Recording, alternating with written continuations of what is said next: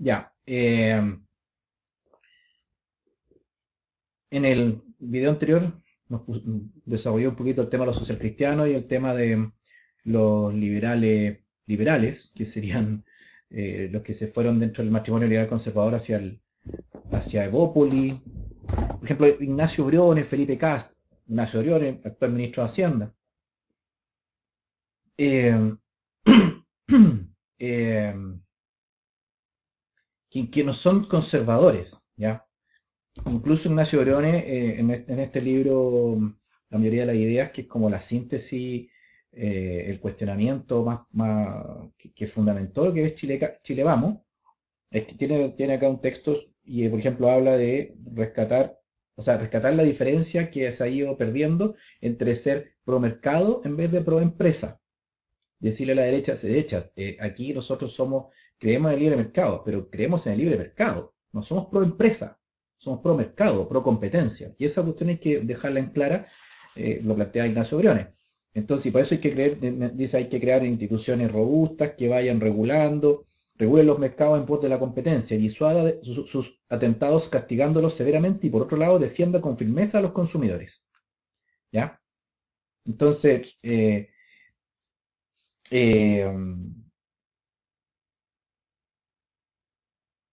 entonces y evitar las regulaciones del mercado. ¿Ya? O sea, ojo, y Ignacio Briones no estudió, viene de la escuela más europea.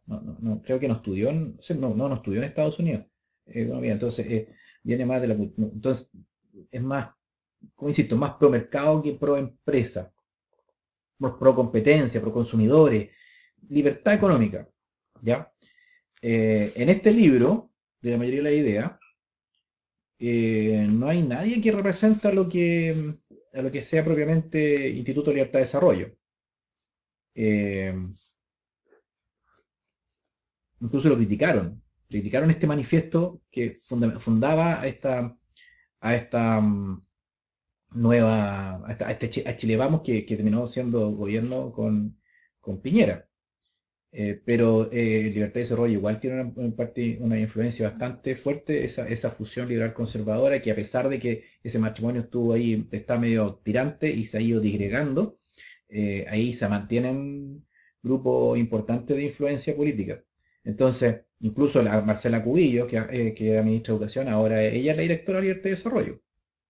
Entonces, hay un tema ahí. Bueno, y tocaba el tema de Axel Kaiser de la Fundación por el Progreso. La Fundación por el Progreso creo que hasta ahora, hasta hace poco ya no, pero fue financiada por harto tiempo por Nicolás Ibáñez. Nicolás Ibáñez es un empresario ligado a los legionarios. Y Axel Kaiser ha sido un difusor del punto de vista del liberal, liberal clásico, pero liberal clásico me refiero a que siguen los postulados liberales de Locke, de John Stuart Mill, Adam Smith, es decir, son liberales de los orígenes, ¿ya? Más originarios, ¿ya? Em, Friedman es un neoliberal, es una nueva, darle vuelta al tema, ¿ya? Y se enfoca en lo económico principalmente. Y ese es el liberalismo chileno de los últimos 30 años, el liberalismo económico. Entonces acá los liberales clásicos decir, oye, aquí libertad económica es importante, pero también está la libertad política. Entonces Axel Kaiser, en su último libro, La Neo-Inquisición, ya el nombre es complejo, porque Neo-Inquisición, o sea, nueva Inquisición. ¿Y qué fue la Inquisición? La Inquisición fue un proceso de la iglesia, del cristianismo eh, católico de una manera o sea, todo eso del tema del asunto de la quema de brujas, de tener un pensamiento único. Entonces, neo-inquisición. Y ahora los nuevos inquisidores serían personas de izquierda con un buenismo, con todo esto que lo llama el buenismo y el victimismo, que es una expresión de, de, de grupos que dentro de la izquierda progresista que, que moralizan la discusión. que todo lo define entre bueno y malo, y que nosotros somos los buenos porque nosotros somos los que más humanistas, los que nosotros nos preocupamos por la solidaridad, por la comunidad, etcétera. Entonces, y los demás son, ¿no? Y deben ser perseguidos, funados y sacados y criticados en las redes sociales, etcétera.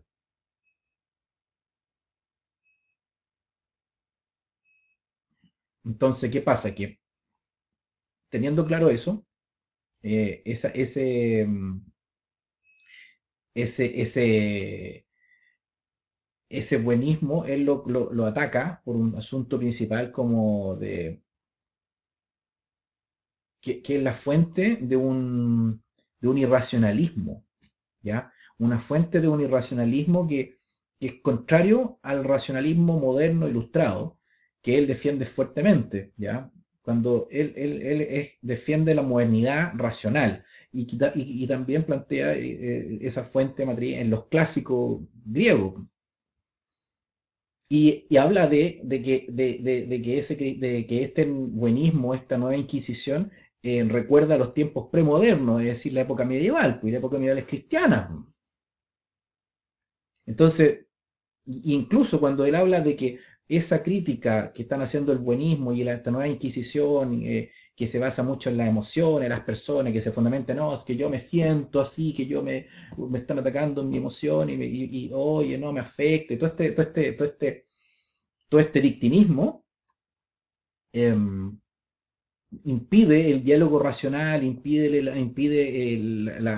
los acuerdos, impide tener una sociedad civilizada. Y cuando habla de civilización, él habla de Occidente, pero habla de Occidente, Occidente moderno, el Occidente racional. Por lo tanto, Occidente como un origen en el racional, en la razón de los griegos, que tienen esta laguna medieval y que vuelve a resurgir con el Renacimiento y la modernidad y la Ilustración y lo que estamos ahora. Entonces, el exceso esa razón propia de los modernos está siendo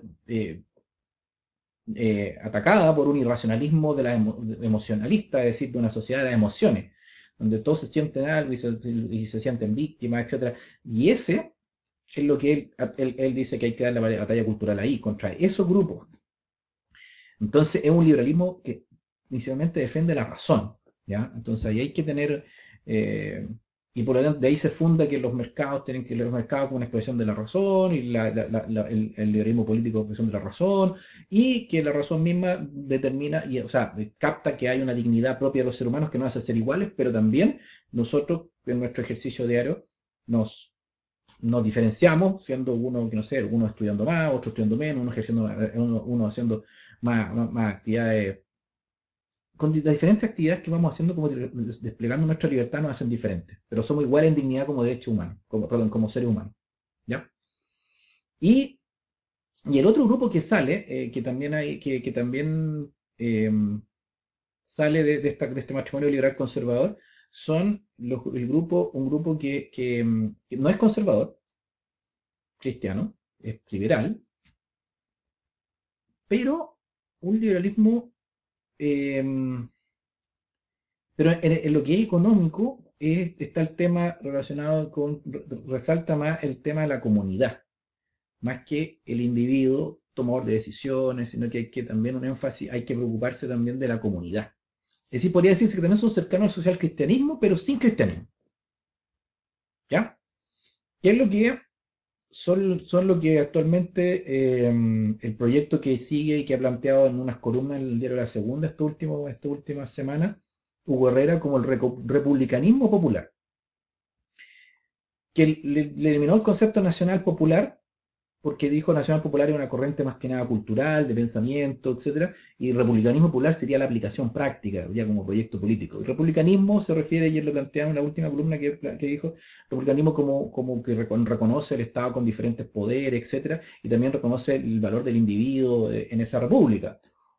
Y lo popular lo llama popular telúrico, es decir, recuperar el concepto de territorio, recuperar el concepto de que las personas viven en un territorio y ahí se desenvuelven, por lo tanto este poder este poder republicano también tiene que estar distribuido en el territorio, es decir, darle más poder a los alcaldes, eh, para y la conciencia paisaje, es decir, de que este proyecto político tiene que tener una relación con el paisaje, una relación con, con el paisaje, con la realidad que viven las personas en el día a día. Entonces, le saca un poco la matriz cristiana, obviamente, porque no son conservadores, y la reemplaza por la república, pero también en este mismo libro él habla, por ejemplo, ideas de la república y nación, como bases del manifiesto republicano. Es decir, también rescata el concepto de nación, república y nación, como bases del manifiesto republicano. ¿Ya? Eh, Ahí está, por ejemplo, Mario Desbordes. Mario Desbordes, y cuando dicen república, república nuevamente, el concepto de res pública, de los acuerdos, de llegar a acuerdos, de que todos somos parte de la nación y que tenemos un sentido de unidad común, etcétera. Entonces, por eso se entiende también que Mario Desbordes busque acuerdos con otros sectores que no son más centrados y más republicanos dentro de la izquierda, para alejar a la izquierda dogmática comunista o a la izquierda frente amplista moralista, y hacer acuerdos con los más sensatos, los más republicanos, etcétera. Que eso, dentro de las visiones de derecha como José Antonio Caz, lo ven como una tradición. ¿Ya? Entonces, para ir cerrando estas visiones, lo que, eh, lo que los une, o sea, cosas que diferencian y los unen en conjunto a todos estos grupos de derecha. Yo veo que entre todos estos grupos lo que prima, unos más, unos menos, es el valor del individuo. ¿Ya? En los grupos más liberal conservadores, como Libertad y Desarrollo, o por ejemplo José Antonio Caz, o la UDI, el individuo es primordial y de él depende y de su esfuerzo, y él tiene que salir adelante, y por lo tanto hay que confiar en el individuo como él que va a resolver sus problemas. Y los grupos más social cristianos, bueno, también los liberales, pero los grupos más social cristianos y el grupo de Hugo Herrera de republicanismo popular, eh, reconocen ese valor del individuo, pero también dicen hay otro aspecto, que es la comunidad. O sea, está el individuo y la comunidad, ¿ya? Y hay que preocuparse por la comunidad. No solamente la comunidad queda ahí y ahí cada uno las ve. No, no. El individuo, pero más la comunidad. Y no solamente el individuo solo en la sociedad, y que él tiene que, por su cuenta, buscar la solución a sus problemas y esforzarse y trabajar, y etcétera, etcétera, etcétera. ¿Ya? Eh, Y otra cosa que los une, de alguna manera, es el valor de la razón, el valor de lo moderno, ¿ya? ¿En qué sentido? En que la razón y lo moderno como racional, como la ciencia, como la república, la ilustración, este concepto de res pública, esto de un respeto a las instituciones. eh, entonces, quizá, por ejemplo, los republicanos populares, es decir, hay un tema ahí de comunidad, de política, de hacer política, no politiquería, sino hacer política como virtuoso ahí. No sé si me explico bien, el concepto de república clásica, ¿ya? Los socialcristianos también. Eh, José Antonio Caz se llama Partido Republicano. O sea, cree en las instituciones, creen en los poderes del Estado, creen que hay que respetar la norma, las leyes, etcétera, y hay una instancia en el espacio público donde hay que conversar, negociar, etcétera. Los liberales conservadores también, pero los liberales conservadores del Estado más Chicago, la política la ven como algo que hay que sacarla. Entonces le dan énfasis a la economía, y ahí empezamos a chocar un poquito. Y también el concepto moderno, hay grupos cristianos dentro del mundo de José Antonio Caz, que son muy dogmáticos. Entonces es difícil poder conversar en la red pública, donde hay que ponerse de acuerdo diferentes visiones, porque son muy cerrados, y sobre todo dentro del cristianismo, el cristianismo evangélico, que es bíblico, y el cristianismo también católico, Opus Dei, o legionario, es decir, son bien dogmáticos. Eso ahí choca un poco con el concepto de modernidad, ¿ya? Y entre medio de todos estos grupos anda pululando Joaquín Lavín, que de repente se acerca más a los Chicago, de repente se vuelve más liberal, de repente se vuelve más social cristiano, etcétera, y anda por todos lados, pero en algún momento va a tener que definirse, en algún momento.